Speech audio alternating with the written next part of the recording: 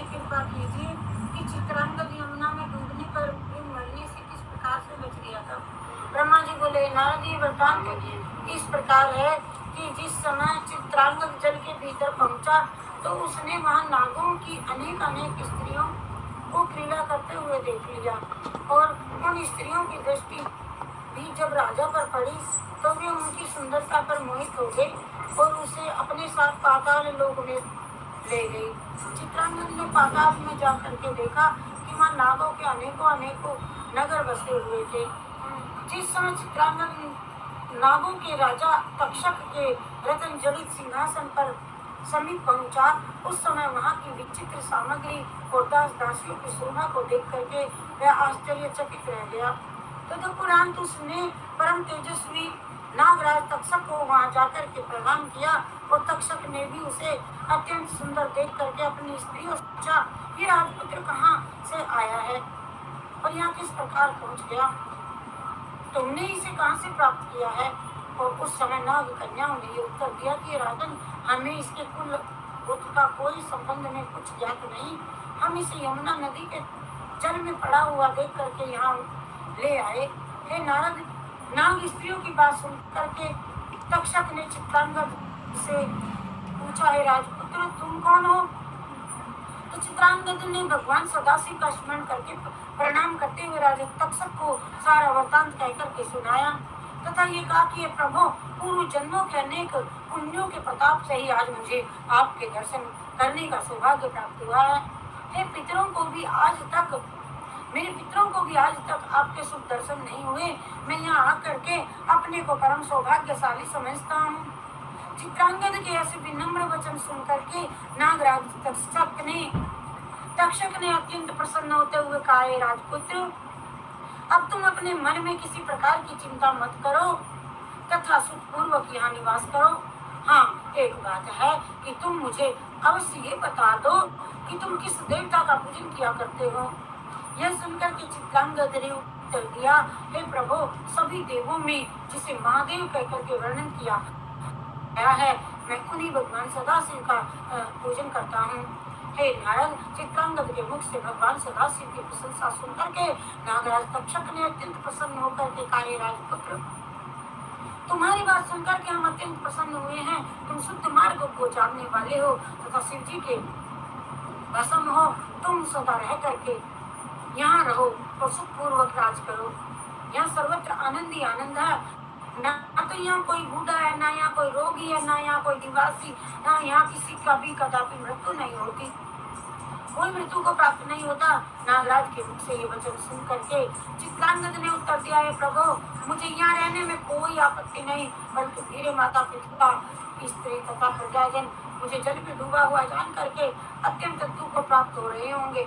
अब पता नहीं उनकी क्या हालत हो, अस्तु यदि आप कृपा करके मुझे उनके समीप पहुंचा दें तो श्रेष्ठ होगा।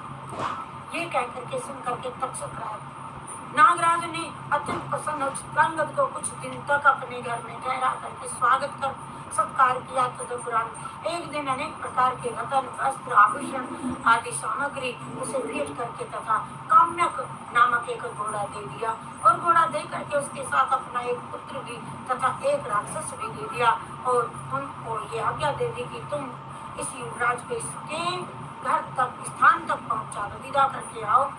विदा करते समय तक्षक ने चित्रांगद को यह विश्वास भी दिलाया कि जिस समय तुम हमें याद करोगे और उसी समय हम तुम्हारे पास पहुंच जाएंगे। अस्तु, नागराज से विदा होकर के चित्रांगद उन सेवकों के साथ घोड़े पर चढ़ यमुना तट पर खड़ा हुआ। वहाँ पहुंच करके तक्षक का पुत्र तथा चित्रांगद घोड़ों पर चढ़े हुए नदी के किनारों पर भ्रमण करने लगा। जय बोले भंडारी, जय जय बोले भंडारी, जय जय बोले भंडारी, जय जय बोले भंडारी, जय जय बोले शंकर भगवान की। ब्रह्मा जी ने कहा 20वें अध्याय में, है नारद, जिस समय चित्रांगद लौट करके नदी पर पहुंचा उस समय सोमवार का दिन था। अस्तु, सीमंती ने शिव जी का व्रत धारण किए हुए थी। पत्नी उनकी अपनी सखियों के साथ वहां यमुना स्नान करने को आई थी और जब उसने वहां पर 2 राजपुत्रों को घोड़े पर सवार होते घूमते देखा तो चित्रांगद को पहचान करके अपने मन में ये विचार करने लगी, मेरे पति यहाँ किस प्रकार पहुंचे। हे नारद, तब चित्रांगद ने घोड़े से उतर करके सीमंतनी को अपने पास में बुलाया, समेत बुलाया और उसकी और आश्चर्यचकित देखते हुए पूछा, हे भद्रे, तुम किसकी पुत्री हो, किसकी पत्नी हो? बाल्यावस्था में ही तुम विधवा कैसे हो गई? तुम्हारी ऐसी दुर्बल दशा क्यों हो गई? ये सब सीमंतनी ने लज्जा के कारण पर उत्तर न दे सकी, परंतु उनकी आंखों से चित्रांगद से ये कहा चित्रकों ने, हे महानुभाव, ये राजकुमारी राजा नल के पुत्र चित्रवर्मा की पुत्री है और इसका नाम सीमंतनी है। इसके पति की मृत्यु आज से 3 वर्ष पूर्व यमुना नदी में डूब करके हो गई थी। अस्तु अब ये विधवा होकर अपनी माता पिता के ही घर में रहती है। अस्तु आज सोमवार का व्रत होने के कारण यहाँ स्नान के निमित्त आई है।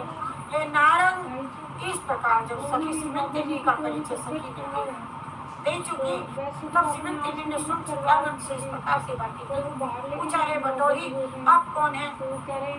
क्या आप किन्नर हैं या गंधर्व हैं या सिद्धजन में से कोई एक है, अथवा शरीर धारण करके साक्षात आप कामदेव ही पधारे हो? और आपको देख करके मुझे अपने पति का स्मरण आया है। इतना कहकर सीमंतनी देख के मूर्छित हो गई, पृथ्वी करके पड़ी। तब चित्रांगद ने उसे धैर्य बंधाते हुए कहा, हे राजपुत्री, तुम्हारा पति अब भी जीवित है और तुम्हारे शुभ कर्मों एवं सोमवार के तुम्हारे व्रत करने के इस भाव से वह शीघ्र तुम्हारे समीप आने वाला है। हम तुम्हारे पति के मित्र हैं और यहाँ तुम्हें उनके आगमन का संदेश देने को आए हैं, परंतु ये बात अभी किसी के सम्मुख प्रकट नहीं करना। चित्रांगद के मुख से ये सब सुनकर के सीमंतनी ने उनकी ओर आश्चर्यचकित होकर के देखा तो निश्चय होगा मेरा पति नहीं है। तब उस समय वह अपने मन में सोचने लगी, आ कहाँ से जाएगा जब 3 वर्ष हो गए। याज्ञवल्क्य की पत्नी के वचन उसके याद आ गए, जो मुनि की पत्नी ने कहा था, शिव जी की कृपा से ऐसा होना कुछ असंभव नहीं हो भी सकता है। हे नारद, जिस समय सीमंतनी इस प्रकार विचार कर ही रही थी, उसी समय चित्रांगद ने उनके कान में कुछ बात कही, जिसके कारण वह अत्यंत प्रसन्न हुई। चित्रांगद ने ये कहा था कि तुम अपने माता पिता के पास जा करके पहले ये समाचार कहो और तब तुम अपने पति को प्राप्त करोगी। इतना कहकर के चित्रांगद तक्षक के पुत्र को साथ ले वहां से चल करके अपनी राजधानी में जा पहुंचा और वहां उसने अपने शत्रुओं के पास तक्षक के पुत्र के द्वारा ये संदेश भिजवाया था कि या तो तुम लोग हमारा राज वापस कर दो, अन्यथा हम तुमको मार डालेंगे। जिस समय तक्षक के पुत्र ने शत्रुओं से ये बात कही, उस समय वे शीघ्र चित्रांगद की शरण में पहुंचे। उन्होंने उनका सब राज लौटा दिया, राजा रानी को बंदी गृह से मुक्त कर दिया। नारद, जब चित्रांगद ने अपने माता पिता से ये सारा हाथ ले करके सुनाया तो वे उस वृत्तांत को सुनकर प्रसन्न हुए। वे सुनकर के अत्यंत प्रसन्न हुए तथा अपने पुत्र को कंठ से लगा करके आशीर्वाद देने लगे। फिर उन्होंने राजा चित्रवर्मा के पास अपने सेवक को भेज करके ये संदेश पहुंचा दिया कि चित्रांगद सकुशल लौट आए हैं और वे शीघ्र सीमंतनी को लेने के लिए आपके यहाँ पहुंच रहे हैं। राजा चित्रवर्मा ने ये समाचार सुना तो उसकी प्रसन्नता का कोई ठिकाना न रहा। तब कुछ समय बाद चित्रांगद भी उनके समीप जा पहुंचे। तब राजा ने अत्यंत प्रसन्न होकर के सीमंतनी के पास उसका दोबारा विवाह किया गया। दूसरे विवाह हुआ उसमें से वो तक सपना लोग से आ गया, पियर में रहते थे। तब अब ससुराल जाएगी और बहुत सा पहले की तरह दान और विदा की। चित्रांगद ने नागराज तक्षक से जो वस्तुएं प्राप्त की थी, विष्णु सीमंतनी को लेकर के चित्रांगद अपने घर लौट आया तो राजा इंद्रसेन उसे राज सौंप करके स्वयं अपनी रानी सहित वन में चले गए और वहां शिव जी की कृपा से उन्होंने मुक्ति पद प्राप्त कर लिया। तदुपरांत राजा चित्रांगद ने 10 सहस्त्र वर्षों तक मगध देश का सुखपूर्वक राज्य किया और उसके घर 8 बेटा हुए और 1 पुत्री भी हुई। जब तक चित्रांगद जीवित रहा तब तक उसने तथा सीमंतनी ने शिव जी के व्रत को नहीं छोड़ा। उसी तरह करती रही। वे प्रति सोमवार को व्रत रखती रही और उत्साह पूर्वक शिव जी का सदैव पूजन करती रही। और जय जय भोले भंडारी, जय जय भोले, जय जय भोले भंडारी, बोलो जय जय भोले भंडारी, जय जय भोले। और आगे ब्रह्मा जी ने कहा, नारद, प्राचीन काल में विदर्भ देश में वेदमित्र नामक एक विद्वान ब्राह्मण रहता था। उसका मित्र सारस्वत नामक एक अन्य वेद पाठी ब्राह्मण था। कुछ समय उपरांत वेद मित्र तथा सारस्वत के यहाँ एक एक पुत्र ने जन्म लिया। उन दोनों के नाम सामुमान तथा सुमेधा हुए।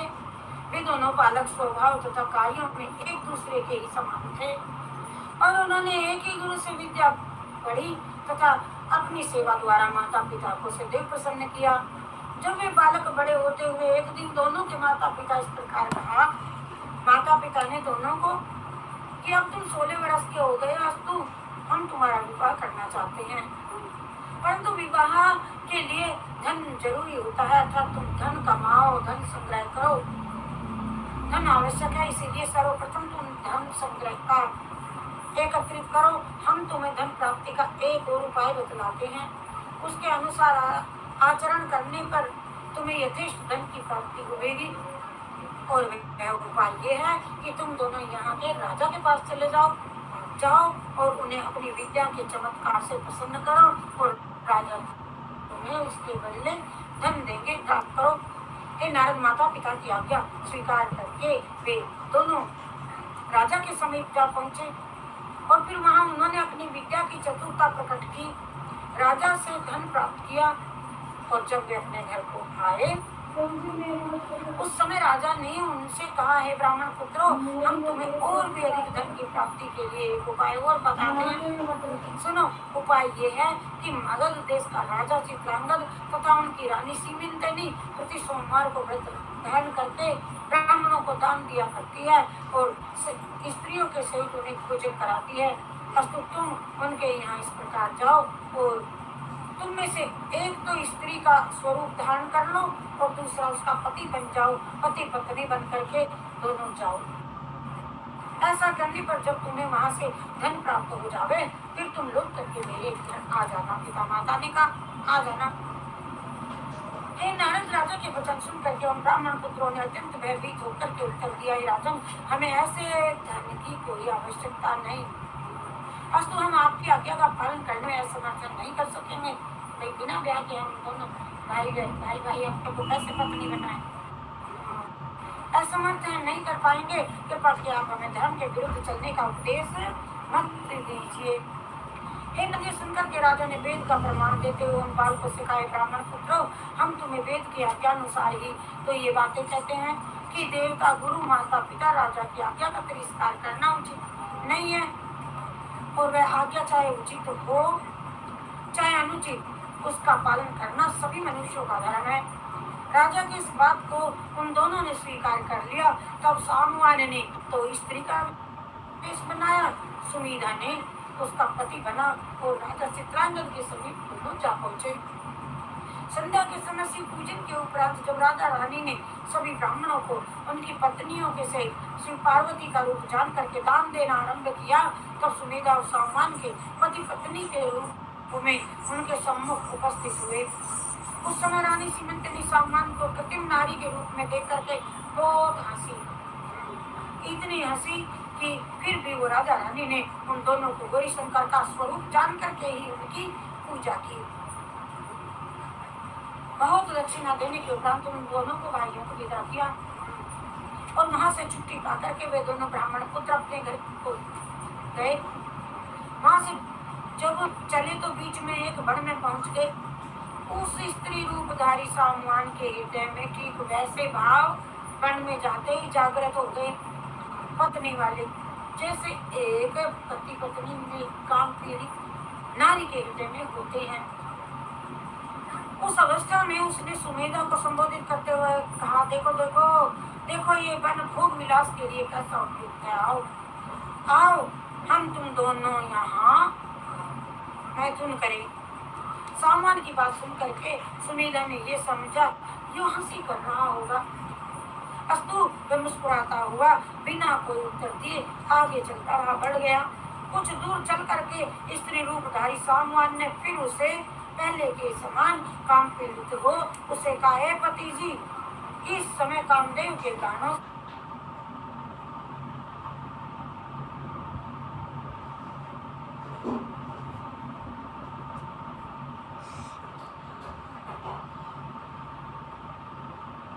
से मैं अत्यंत पीड़ित हो रही हूँ। भला तुम मेरे साथ रति तुम क्यों नहीं करते हो?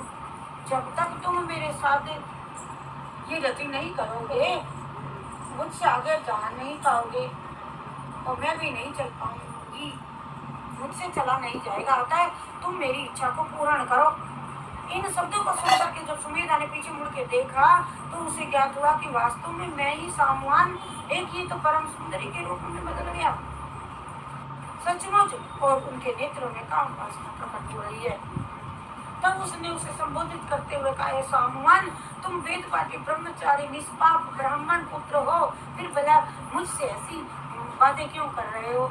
हे नारद सुमेधा के ये वचन सुन करके सामवान ने, जो कि उस समय वास्तव में पूर्ण रूप से स्त्री हो चुका था, इस प्रकार कहा, हे पति, यदि तुम्हें विश्वास ना हो तो मेरे आप गुप्तांगों को देख लो, उससे तुम्हें विदित हो जाएगा कि मैं पुरुष नहीं रहा, अभी तो स्त्री हूँ, स्त्री।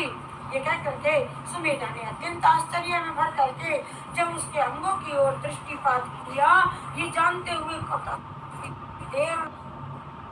मन का कथन सत्य था। इस आश्चर्य को देख करके वह चकित रह गया और शिव जी का ध्यान करने लगा। तभी उस स्त्री ने इस प्रकार से कहा, युवक, मैं काम से वेग से अत्यंत पीड़ित हूँ, तुम मेरी मनो अभिलाषा को पूर्ण करो। तो तब सुमेधा ने उत्तर दिया, है बंधु, हम तुम दोनों वेद पाठी ब्राह्मण के दोनों पुत्र हैं, भाई हैं। इस समय तुम अवश्य स्त्री रूप को प्राप्त हो गए हो दान लेने के लोभ में, परंतु तुम्हें इससे मुक्ति पाने के हेतु शिव गिरजा का ध्यान करना चाहिए। विदर्भ नरेश ने अपने धूर्तता से हमें ठग दिया है और यदि हम उसके कथनानुसार कार्य नहीं करते तो ऐसी विपत्ति कभी न आती। यदि फिर भी तुम स्त्री बने रहे तो मैं अपने पिता से आज्ञा दे करके तुम्हें अपनी पत्नी बना दूंगा। कह करके सुमेधा ने शिव जी की माया तथा रानी सीमंतनी के व्रत के प्रभाव से प्रशंसा की। नारद इस प्रकार सुमेधा एक भी बात न मानी और उसने सुमेधा को जबरदस्ती अपने कंठ से लगा लिया। तदुपरांत वे दोनों घर पहुंचे और उस समय दोनों के पिता सब हाल देख चुके थे। मालूम हो गया था, अत्यंत क्रुद्ध हो गए। विदर्भ नरेश के समीप जब गए, सामने उसे संबोधित करते हुए इस प्रकार कहने लगे, हे राजन, तुमने हमारे पुत्रों का ऐसा भला बुरा काम क्यों करवाया जो इनमें से एक बालक स्त्री बना दिया? अब भला हमारे पिता किस प्रकार से मुक्त हो सकेंगे बताओ? इस बालक के अतिरिक्त हमारे कुल में और दूसरी कोई संतान नहीं है। सरस्वत ब्राह्मण राजा से इस प्रकार कह के मूर्छित हो गया, पृथ्वी पर गिर पड़ा। तब राजा ने सामवान को स्त्री रूप में देख लिया। देख करके मन में अत्यंत आश्चर्य करते हुए ये उत्तर दिया कि हे ब्राह्मणों, मैं ये कभी नहीं समझता था कि सचमुच ऐसा हो जाएगा। वास्तव में ये स्त्री ही बन जाएगा। मैंने तो इन्हें धन लेने की प्राप्ति के लिए ही वहाँ ऐसी युक्ति बनाई थी, भेजे थे। आपको ऐसा उपाय बतावें जिसके करने से इस बालक का स्त्री भाव दूर हो जावे। ए नारद, ब्रह्मा जी करें नारद। ब्राह्मणों ने सुन करके राजा से कहा, हे राजन, तुम अपने हृदय में शिव जी की भक्ति दृढ़ पक्की करो तथा उन्हीं से हमारे बालक की मुक्ति करके का कोई उपाय पूछो। और ये सुनकर के राजा अपनी रानी सहित ये जब सुना तो राजा अपनी पत्नी सहित उसको अब भक्त की किसी प्रकार अवज्ञा नहीं करनी चाहिए। और जो स्त्री बन गया था वह फिर से पुरुष हो जाए, ऐसा कहने लगी। राजा की इस प्रार्थना को सुनकर भगवती गिरजा ने उत्तर दिया, भगवती गिरजा, हे राजन, हम अपने भगत की किसी प्रकार अवज्ञा नहीं करना चाहती। अस्तु, तुमसे ये कहती हैं कि तुम इस बालक का विवाह सुमेधा के साथ नहीं क्यों न कर दो। इतना कहकर तो गिरजा पार्वती माँ से अंतर्धान होगी। तब राजा ने दोनों ब्राह्मणों को बुलवाया और सारा वृत्तांत कह करके सुना दिया।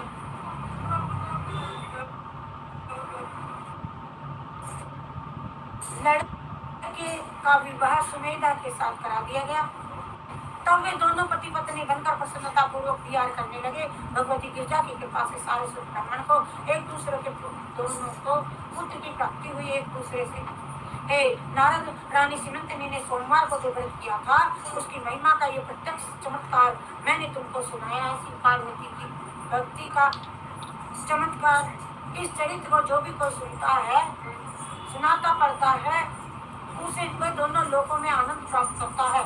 जय जय भोले भंडारी, जय जय भोले भंडारी, जय जय भोले भंडारी, जय जय भोले, जय जय भोले भंडारी, जय जय भोले। बोले जय शिव शंकर भगवान।